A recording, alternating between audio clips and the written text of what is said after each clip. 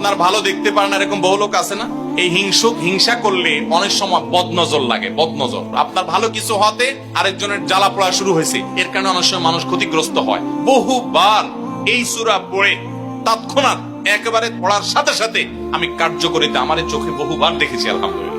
নবী সাল্লাল্লাহু আলাইহি ওয়াসাল্লাম এক সাহাবীকে বলেছেন, তুমি কি জানো আজকে রাতে যে দুইটা সূরা আমার প্রতি নাজিল হয়েছে, যে আয়াতগুলো নাজিল হয়েছে, এইরকম আয়াত কোরআনে আরেকটা নাজিল হয় নাই। আমার বাসা বাচ্চার কোনো অসুবিধা হলে মাঝে মধ্যে আমার মিসেস বলতেন যে একটু দোয়া পড়ে খু দাও তো। আমি আমার মিসেসকে সাথে সাথে বলি, কেন, তুমি দিলে কি সমস্যা? অনেক সময় বাচ্চাকে নিয়ে আসেন, হুজুর একটু তাকে দোয়া পড়ে ফু দিয়ে দেন, একটু পানি পড়ে দেন। আমরা কি দোয়া পড়ি আজকে সেটা আমি আপনাদের সামনে ফ্ল্যাশ করে দিলাম, জানিয়ে দিলাম। আপনার যদি কোনো বিপদ হয়, আজকে অনেক ভাই প্রশ্নে লিখেছেন, অনেক সময় মানুষ বলে, ভাই আমার বাচ্চাটার এই সমস্যা, আমার ওই ওয়াইফের এই সমস্যা, আমার স্বামীর এই সমস্যা, আমার এই সমস্যা, আমরা আল্লাহর কাছে আশ্রয় চাইতে জানি না। আজকে শিখে যান, এই দুইটা সূরা নাজিল হওয়ার যে প্রেক্ষাপট, সেই ঘটনা শুনলে আমাদের ঈমান আরো বেড়ে যাবে ইনশাআল্লাহ।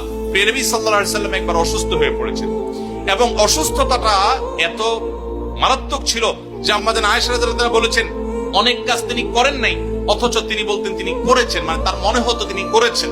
আবার অনেক কাজ তিনি করেছেন তিনি ভুলে যেতেন, মানে এরকম একটা অবস্থা তার তৈরি হয়েছে যে স্বাভাবিক না অস্বাভাবিক, আমাদের অনেকের হয়।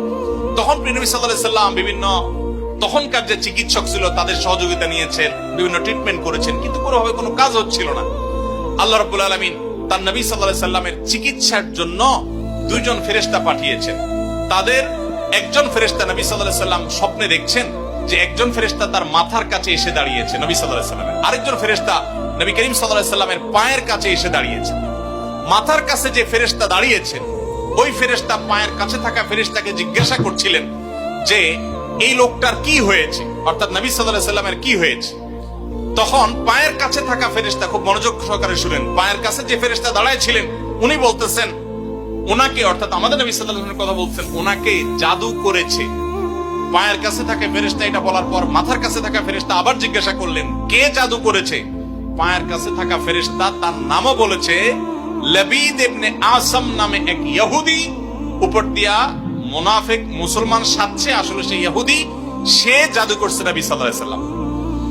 এটা বলার পর আবার মাথার কাছে ফেরেশতা জিজ্ঞাসা করলেন, জাদুটা কোথায় আছে, কিভাবে করেছে? তখন বলা হলো যে চুলে